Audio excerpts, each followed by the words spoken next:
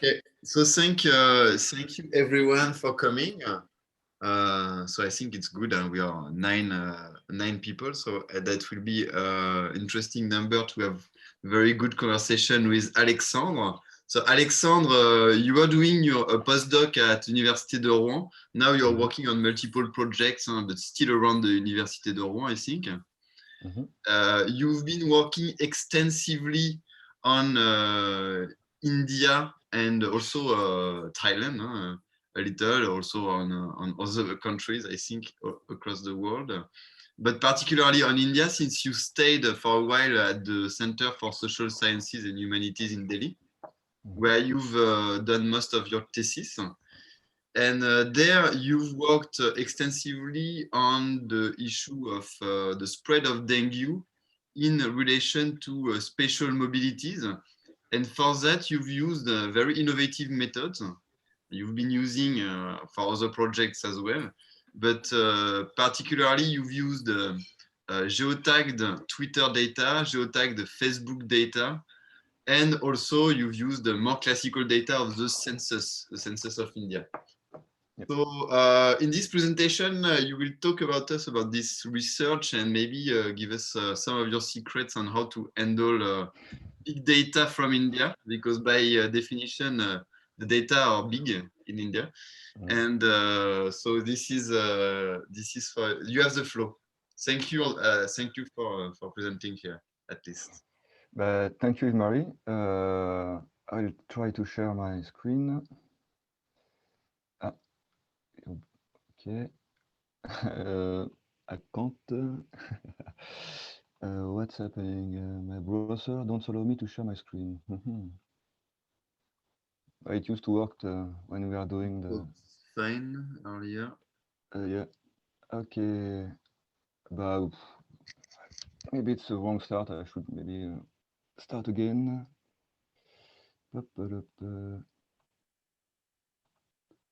So yeah, there is some issues. Okay, I'll just come back. Yeah, okay.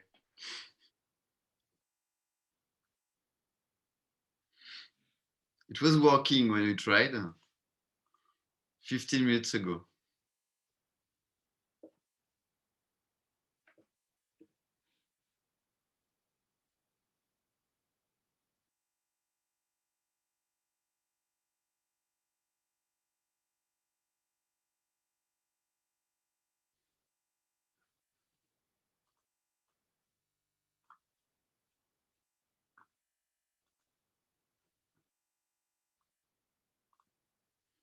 Yeah, Kalik, you suggest that I introduce the series.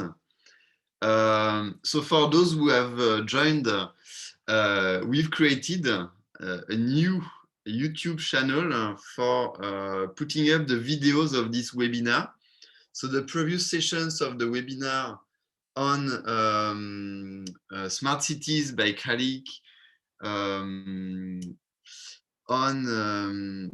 COVID in India with Arnaud Kaba and Lola Guillot are already online. This one will also be online. And will be next a presentation by Florian. That will not be the next one. On April 6th, we will have a presentation of the Association of South Asia. So with several associations, the Japanese one, the French one, the Italian ones, and so on. Alex is back, so I will stop. I'll just finish on that. Then Florian will present the issue of social stratification in India in June. No, it will be in May, in 2nd of May. And then on June 7th, we will have Roland Lardinois introducing the topic of the structuration of Indian studies in France. So Alex, you're back? Yep. Okay, so you can start. Okay, so thank you everybody for coming. Thank you, Ismarie, for the invitation. Today we'll talk about the urban dynamic with large dataset in India. I will develop some limits and critiques about this. So as Ismarie said, I spent 2 years in India. I was working on the mobility of people. So to do so, to understand the mobility of people in Delhi, especially, one how can I say that? The main principle, the main important stuff was to get some appropriate data.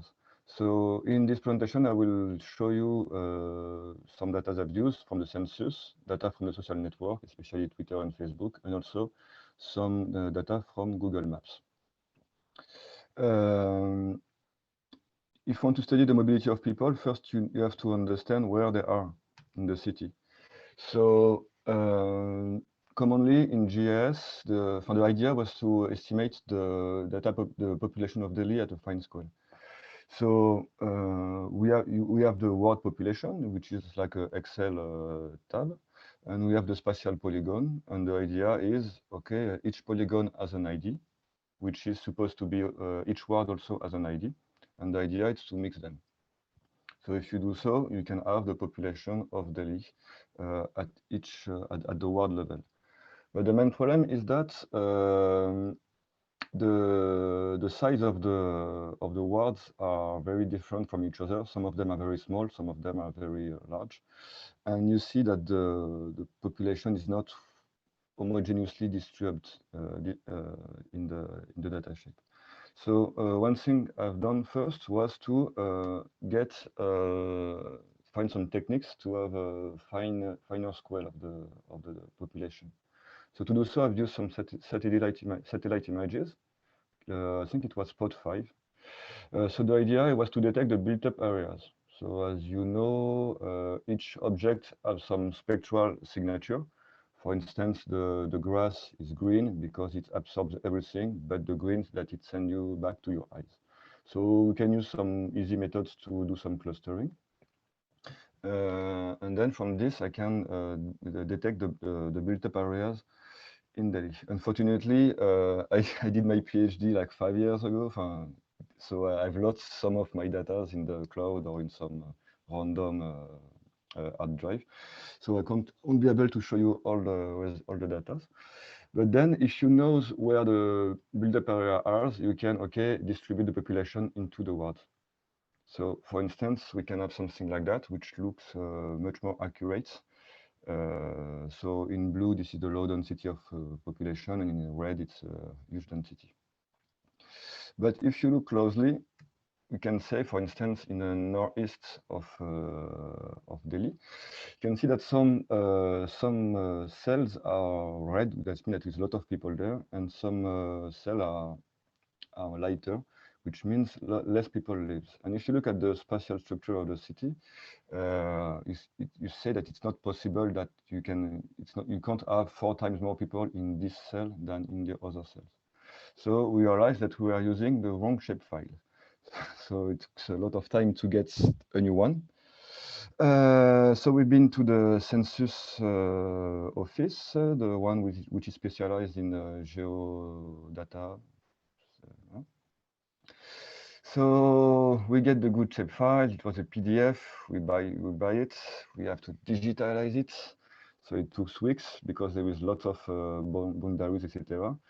So finally, we have the good shapefiles, but still there is some issues with the population.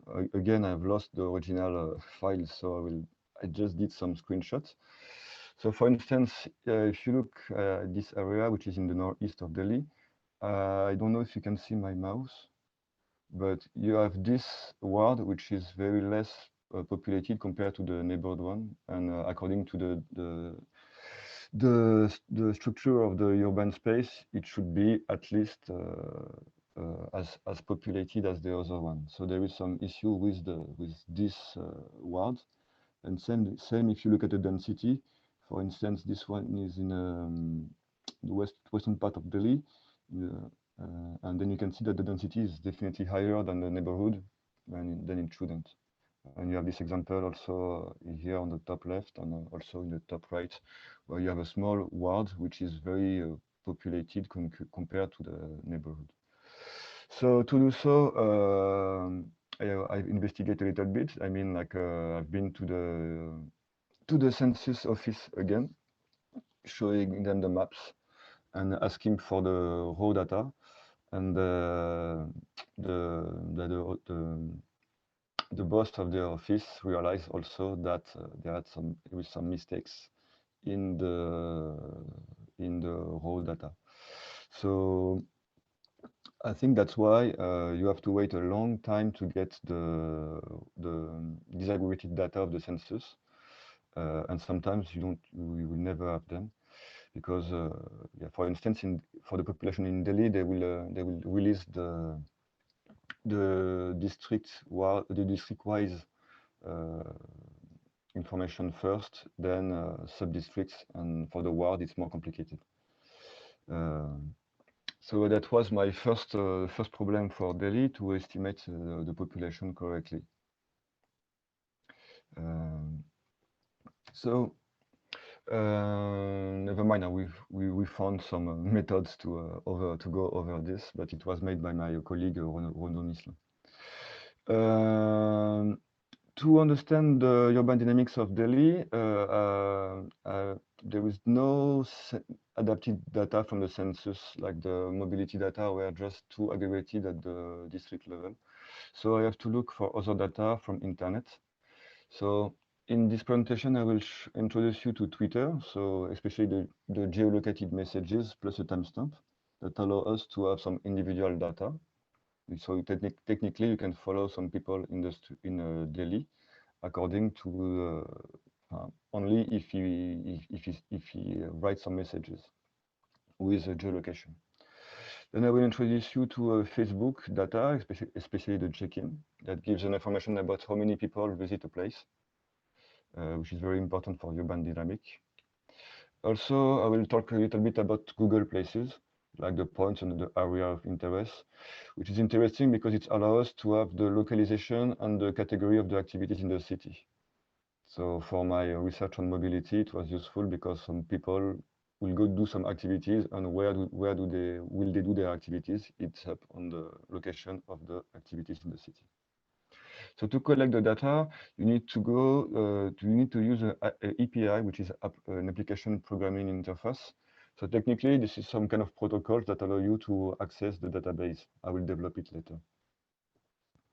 So technically, I was on my laptop sending some requests to the database and getting some answers. So generally, you need an ID or a token, so you need to get authentified. There is a limited number of free requests in time, and also you get the information at the time t, the time you send your request in general. So to start with Twitter, so Twitter, it's used by roughly 300 million users every month. Hundreds of millions of messages are sent every day, and some of them have some precise location, which is the location of the mobile phone that the user allowed to share with everybody. So long time back, 3% of the messages used to be geolocated, but right now they changed the policy, and it's much less. So using the API stream, I managed to download 1% of the global flow, which is quite enough for Delhi, because in Delhi it's not that used. So between June 2014 and December 2015, I managed to download almost 3 million of tweets for 63,000 users. But as you know, that in Twitter there is some bot and some tourists, so you need to filter and to get only relevant users. So finally, we have 1 million of tweets for 6,000 users. Also, one important thing with Twitter is that you have to you have to check if the data are representative. So according to the literature, it's mostly the young, like below 40 years old, that use Twitter, and especially if and I'm not sure that everybody use Twitter in the same countries. So technically, for my studies, okay, imagine you have one person that tweets. You will send some tweets in different places.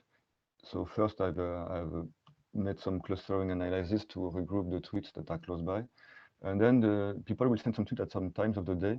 So for instance, if the person sends a lot of tweets during the night, okay, we can consider this is the home of the person. So knowing this, I can compare the population density, which is the rate scale, with the density of the home of the user that I have estimated. Then I can compare with the population per ward on the left. And the first thing we can see is that there is strictly no correlation. For instance, in Delhi, most of the users stays in South Delhi or in East Delhi, but not in Calcutta. So there is no link between the density of population and the number of people I have estimated by ward. But it's not over, because with Yves-Marie, we have some interesting findings that when we compare, okay, Twitter is not the location of the user of Twitter are not definitely not representative of the population of Delhi, but we can see that the areas of where people comes from, the Twitter user comes from, are overrepresents the richest area of Delhi. So to do so, I have used the property tax of Delhi. So from A, the A property tax will be the richest area, and the H will be the lower class, let's say.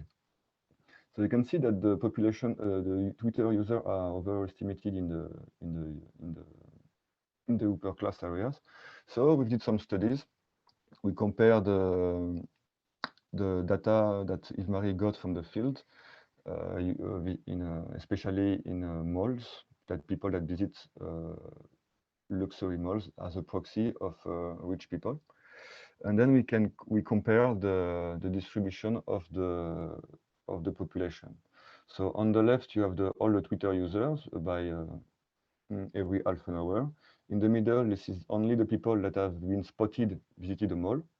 And on the right, it's only the people that visit Khan Market on Emporio, which is the luxurious mall in Delhi. And you can see that according to the estimated social class, people have different patterns of mobility. You can do some other analysis. For instance, I've studied people in Malvanagar, an area in South Delhi. So you can see on the left where people that have tweeted that are assumed to stay in Malvanagar have been in Delhi. People that in the middle, this is where the people that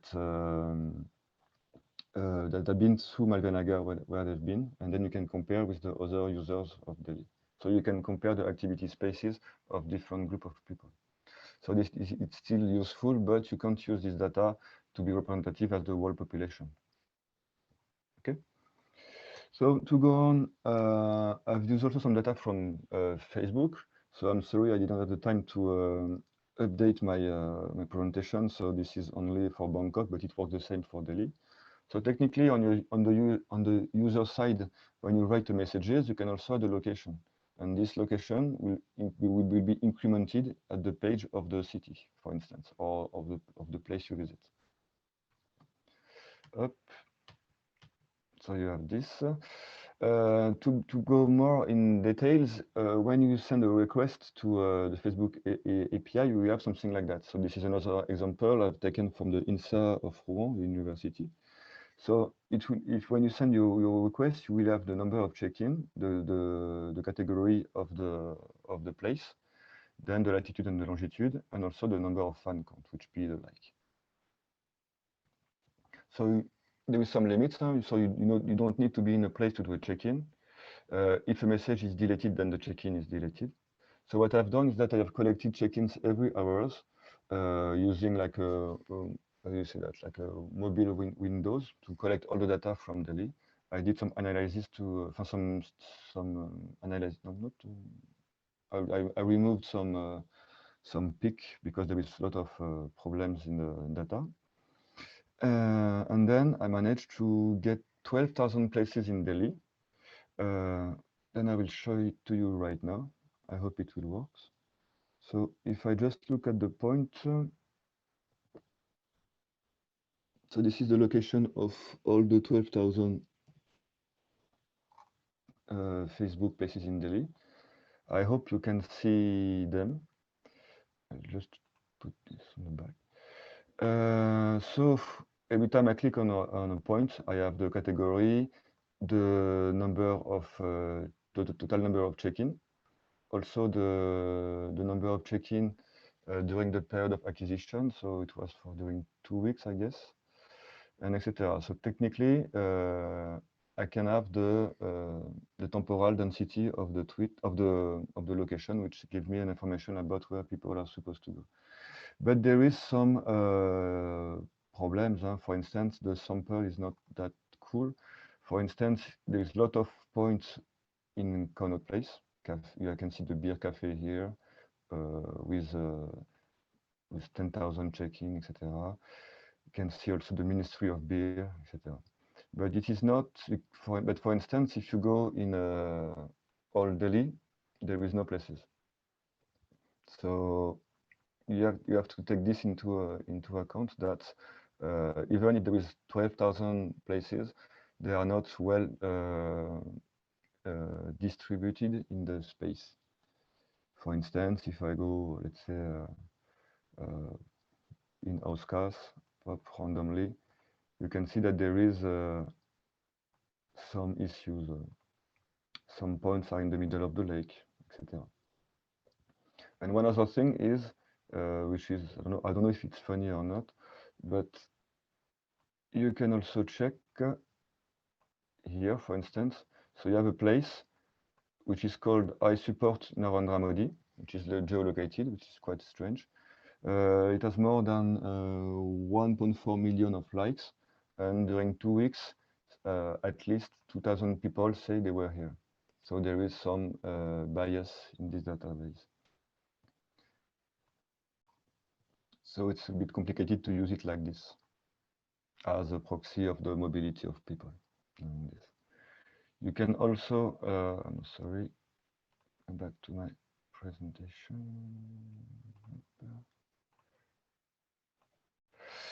You can also see it as a grid, which will be likely the same, but you can, with that, you can look at the density at the time t.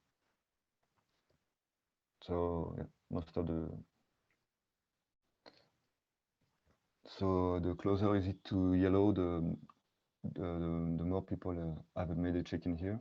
For instance, this point represents Delhi.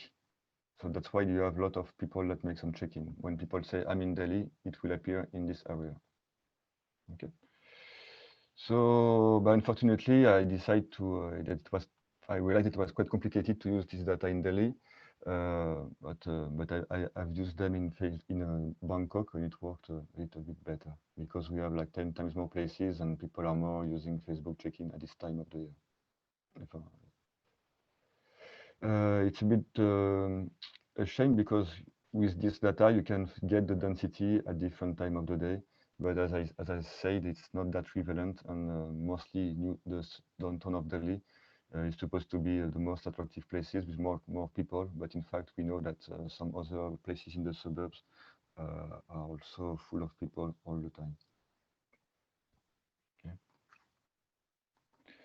So to go on quite fast, I've used also data from Google. So the interest of this was to estimate the interesting place that people could visit, let's say restaurants, shopping, etc. So to do so, I've used the point of interest, which gives the location and category of each places using the API place. Basically, you just need to copy paste this link on your browser.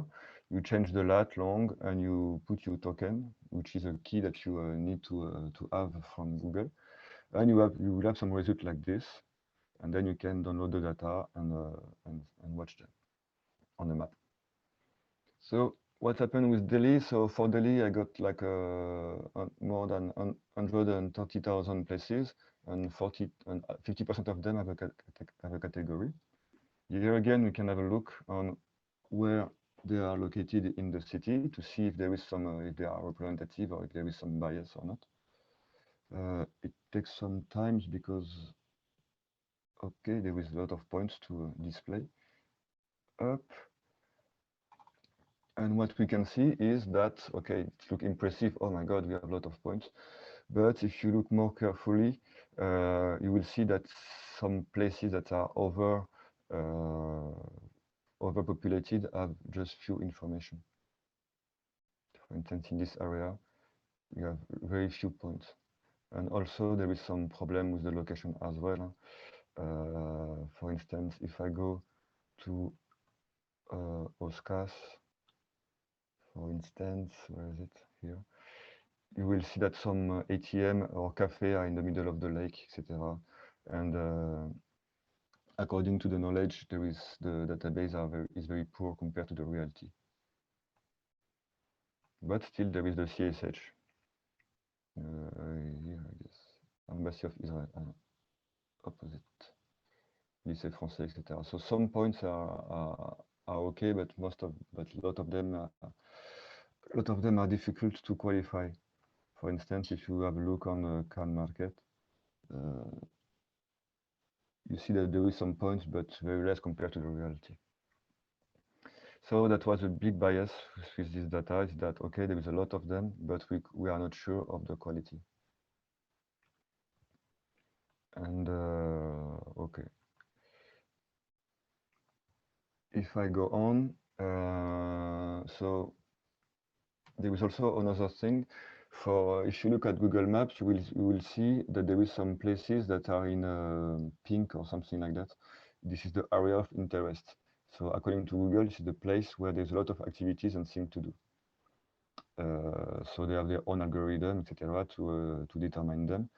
But me, I developed an algorithm to extract them. So technically, I don't know if you can see properly, but you have the areas in pink, and then poof, use some algorithm to download the images and doing some images analysis to extract the rasters. And from that, we can get the AOE, area of interest, in Mumbai and in Delhi as well. So for instance, if I have a look in Mumbai, you can see that there is very few area of interest compared to the size of the city. You have the sorts, Colaba, etc. appears as an area of interest, but it's quite limited. You have the area close to the railway station. But I'm not, I don't know that much Mumbai, so I will go with Delhi. And with Delhi, you can see as well that only few places are places of interest. For instance, if I go to Malviya Nagar, but yes, in Malviya Nagar, the market is here, but in other places, some market are missing. So that was the problem with this kind of data, mostly for Twitter, Facebook, and Delhi. It was that, okay, even if you have a large number of data, even if they are accessible, it's up to the penetration rates of the networks or the service in the country. So according to this, I couldn't use this kind of data to make my my analysis. So yeah, so most of my work was made on Bangkok, where the data were more representative and well distributed into the city. And also one last thing,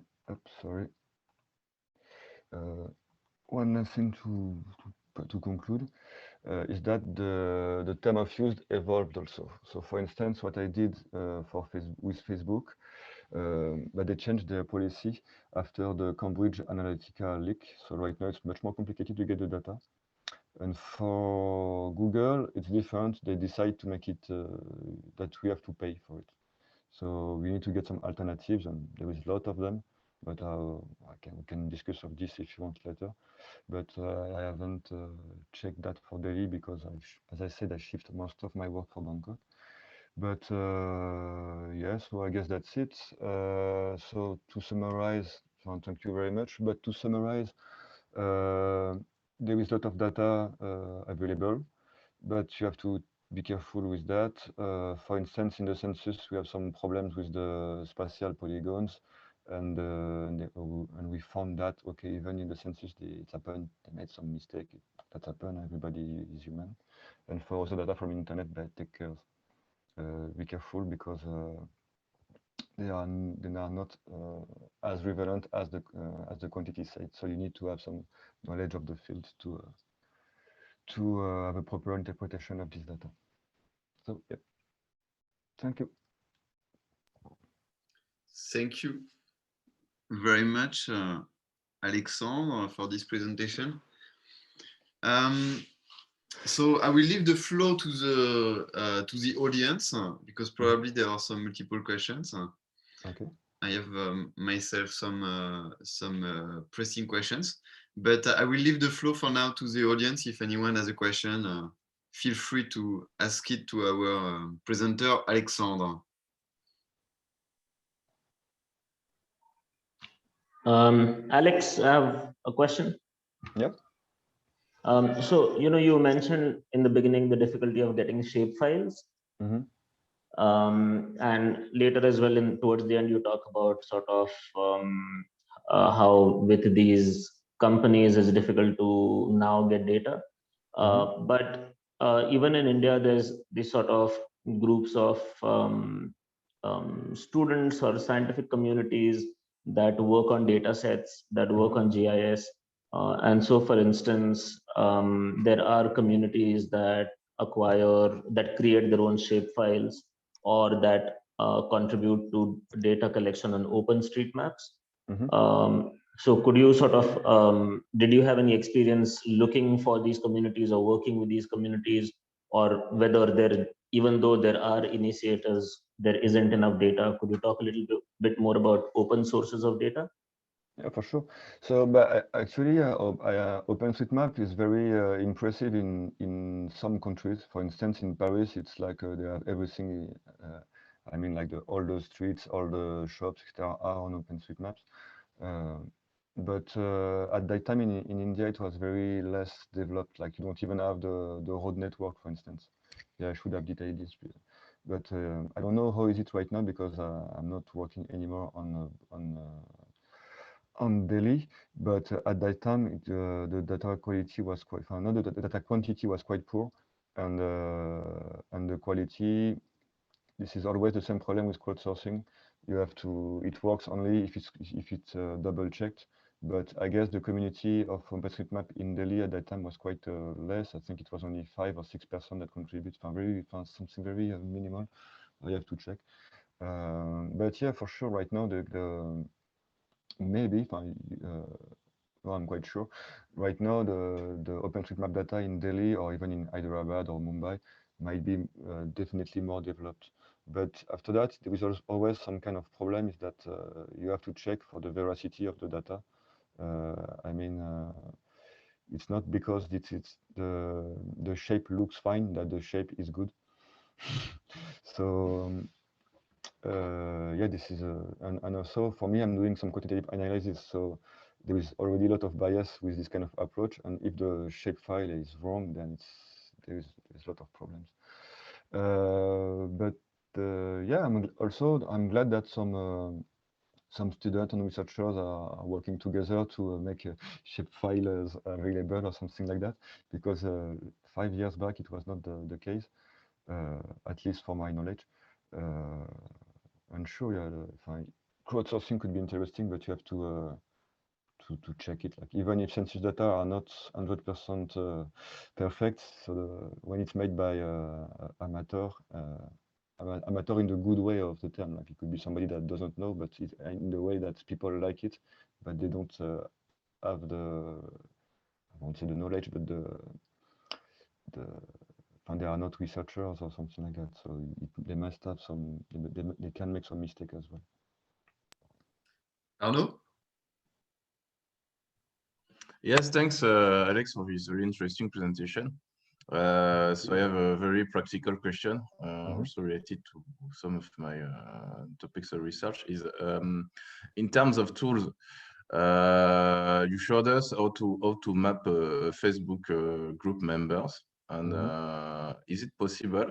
Are there tools available? I mean, kit tools of software that may be able just to do as they can do. I saw a site which does it actually, the member of its community, but and is it legal to? Yeah, I think you seem to say it's legal to just map the members of a Facebook group and map their position broadly, like 20, 30 kilometers of accuracy would be enough. I mean, is it technically possible? So with, as I said, like right now, the data I've used from Facebook, they are difficult. It's difficult to get them. Like you need to create an application on Facebook. Then you have to right now you have to make a demo of what you want to do. It's quite complicated to get the data right now, but there is some way. So if you just need to map the group of the number of people that belongs to a group, for instance. Yeah. By how many groups do you want to map? 4 or 5. 4 or 5. So then you can do it manually. It's you don't need to. It depends if you want to track them on the time, see how many people are liking the group or something like that. But if it's only 4 or 5 groups, then it's pointless to develop a code that download everything. You can do it manually with you create your own shapefile. I mean, you have your database on the side, your Excel tab, and then you link it to your shapefile, and then you can. Then you can. I don't know if it's if it was your question. But Yeah, I don't think you need an appropriate toolkit. You can just use QGIS, like the software of GIS, and Excel to create your small database. If you have the location, then it's easy to map it. But you have a software to map the location, or? Yeah, you need me, I'm using QGIS, which is an open source software. And also using R, which is open source language with RStudio. But if it's 20,000 people's group, you have to report everything manually, right? If it's 2,000, they have to find a way to make it automatic. That's 20,000. I thought it was 5 or 6. Okay, 20,000. You need to. So for that, you have to access Facebook. There is 2 ways. So the first way is like you can. Even in general, you can get the source code of the page you are going. I mean, so you right click, etc. And you get the source page. Then you collect the data you want. For instance, number of people. Let's say I like it should be somewhere in the source code if it's not hidden. And otherwise, you can use the API, which is like the protocol connection to access the database. And then for that, you need to read the documentation, etc. So this part is more complicated, and maybe it's better to have a friend that has some knowledge in informatics to do that. And but for instance, right now, as I remember, Olivier Tell, etc., from people from CSH, they are working with Facebook data as well. So they have an agreement with Facebook. But they're more interested in the location of people in the link with the natural disorder or something like that, or epidemic stuff. So we can also try to contact them. They have some information for Delhi. Yeah, thank you. Yeah, Florian? Yeah. Thank you, Alex. Very impressive, as usual. No, it is just a curiosity. I was thinking whether among the alternatives you mentioned, the alternatives you considered, whether there is also data collected by daily transport corporations, or because I assume they might also collect some data about flows and intensity of transport users. And also if, for instance, you could have used satellite images of traffic lines, traffic intensity within the city. Yeah. Yeah, for sure. One thing I realized in Delhi is that you have to deal with the administration to get the official data. Unfortunately, I couldn't get the ridership, like the number of passengers that goes from one place to another. I could have shown that to you. I also managed to download the traffic data. Maybe I have an example somewhere. So technically, I've downloaded the data from Bing Map that gives you the density of traffic, and I made some animation, but it should be somewhere on my laptop. So yeah, this is possible to access to this kind of data. Alternatives for the there is a lot of data actually you can get. For instance, there is HereMap, which is another data provider, and I managed to get a code to download all the buildings they have in the database. So it's also usable as information for the density. But here again, there is some problems with the slums because the houses were too small, so sometimes it's just a huge polygon. So you can't count the number of houses. So for the density, it's a bit there is some problems. Also, for the metro station, for instance, they also have information about how many people takes the bus, the train, etc. But the data are too aggregated. Like it will be you will have how many ridership by line every month. So it's not that useful. Like yeah. So it's difficult to use some geographical model after that to reconstruct the flow with some kind of this kind of data set. Okay, there is one question from Divid in the chat. Yeah. Hi, Alexandre. Great talk. Just a question. Have you used public data sets like the census? Yeah. How has your experience been with them? What do you think are the pros and cons of using public data? How was the accessibility of the data? Yeah, I've used census data, but for the population only. So to do so, we've been to the census office actually to get the data. And as I said, there is some issue with the shape files, like in some places at the micro scale, the population density was not. In some places, the population density was not possible. There is some issue with the data.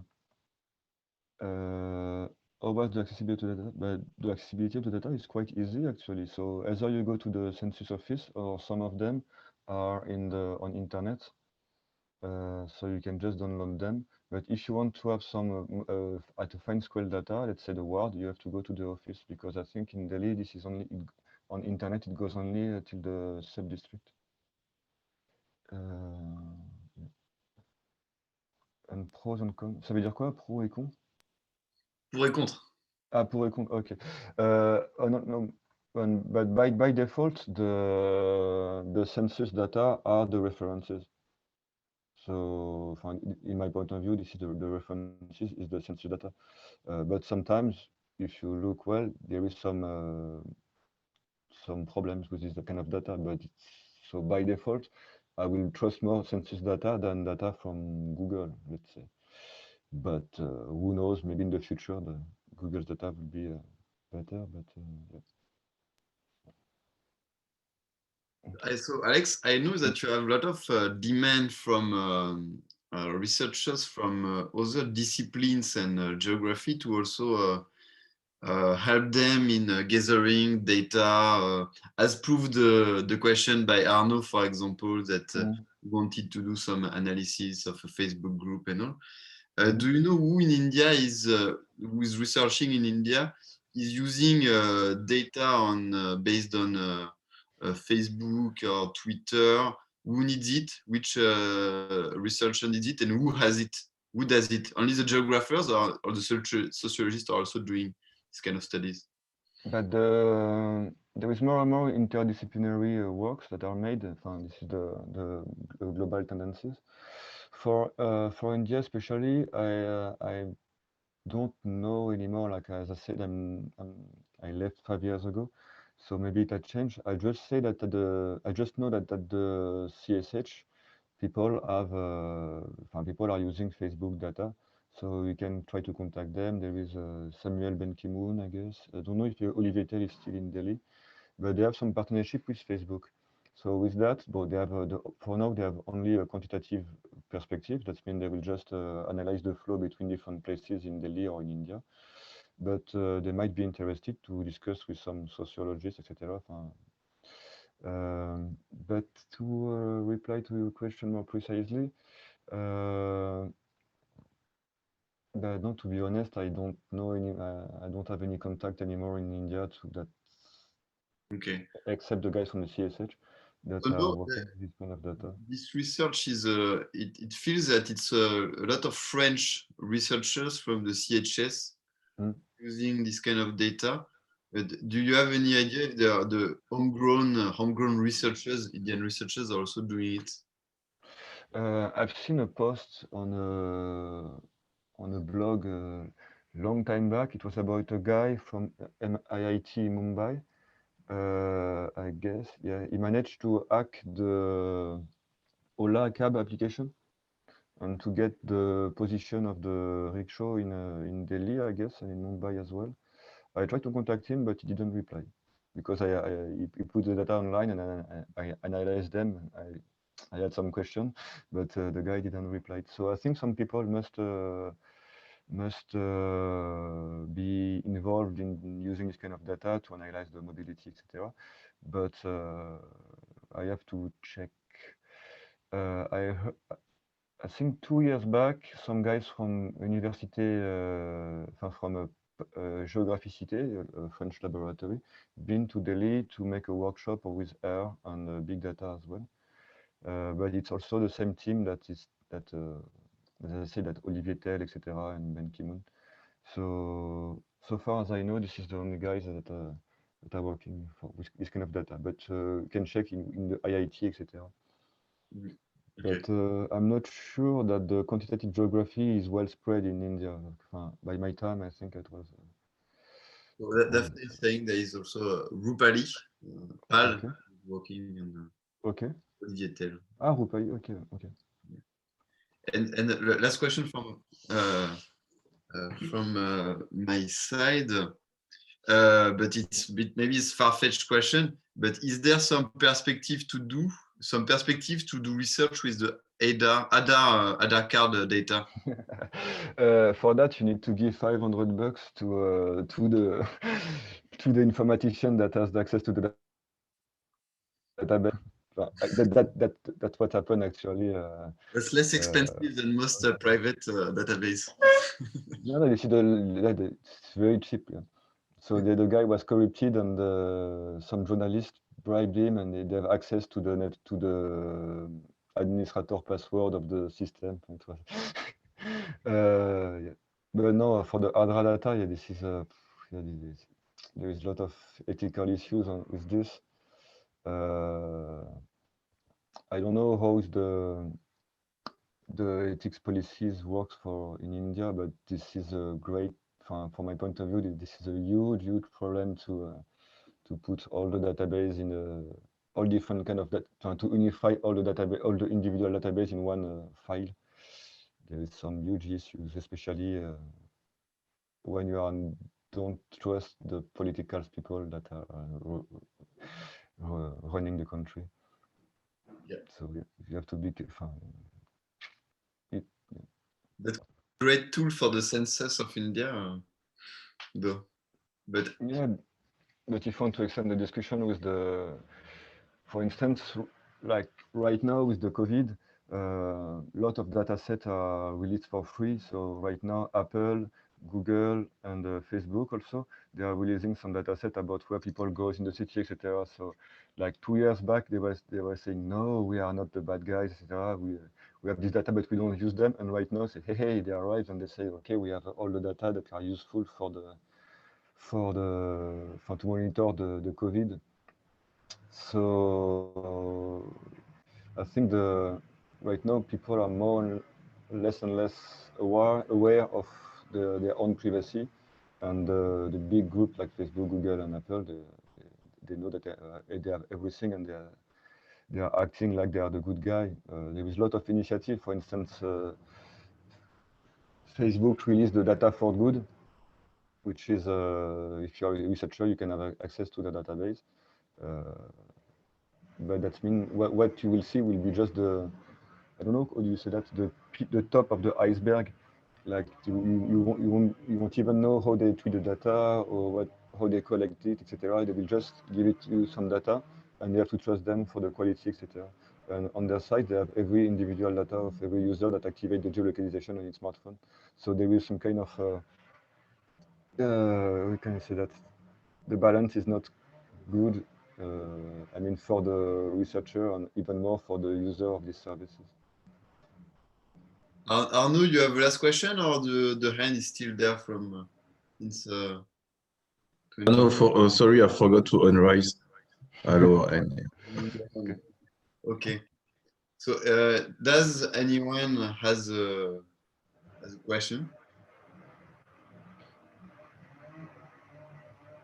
If not, I think we can thank you, Alex, for this presentation, for answering all of our questions. There was 12 people at the peak, and now we are only 7 Oh, yeah. in this conversation. But there will be way more on YouTube. So we'll put the right keywords and we'll make 1 million views. Oh, yeah. Video. Because for now, Kalik has the lead with 46 views. Yes. Okay. Okay. But thank you, everybody. Thank you. Thank you. Thank you, everyone. And see you next time on the. Yes, see you soon. Thank And we're you. live, maybe. Thanks. Bye-bye. Bye. Thank you. Bye bye. Bye. Ciao, ciao.